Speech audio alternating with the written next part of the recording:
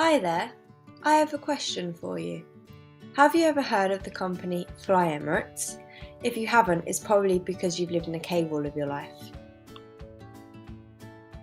Whether you recognise the name from seeing the logo on the t-shirts of the Real Madrid players, or you've heard about their luxurious cabins, I'm sure you've heard of Fly Emirates before. Emirates is an airline based in Dubai, part of the Emirates Group.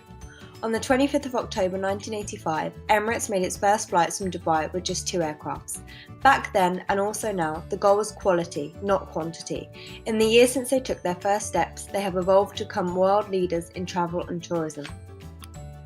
But at what level of ethics and social responsibility can we place Emirates? For this, we'll use a matrix in which we'll be able to see the relationship between CSR and ethics. To the right, we can see the levels of CSR in which there are 4 approaches. A responsibility approach as a social obligation in which the only thing they pursue is an economic benefit. A social reaction approach in which they intend to react to what the society is asking them to do. An approach to anticipate to the sensitivity of what the society is asking them. And an approach as a social action in which there is an action that goes beyond the previous 3, distinguishing principles, processes and policies of a social responsibility. Regarding ethics, what can we say? Is it an unethical company? Is it ethics company of pure compliance? Is it really sensitive for the ethical, or do they seek ethical excellence? The company has carried out a series of negligent practices that have affected its pilots, causing exhaustion due to long working hours.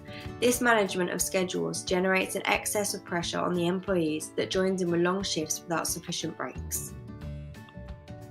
According to a witness who has worked for the company, if we count all the hours worked, it turns out that 7 pilots from this airline do the work of 11 pilots from European companies.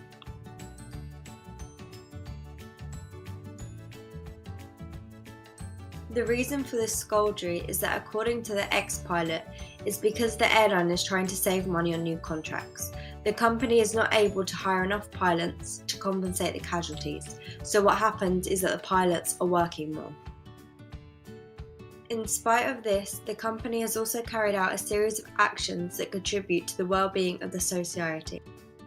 For example, we see how the company worries about maintaining a fleet of modernised aeroplanes in order to reduce the environmental impact. This action could be positioned in ethical compliance and responsibility as a social reaction.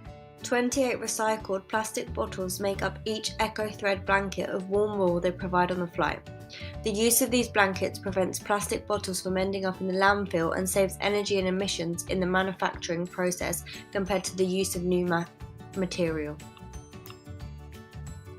In addition, Emirates is now saving 11 litres of water per year by introducing a new aircraft washing procedure.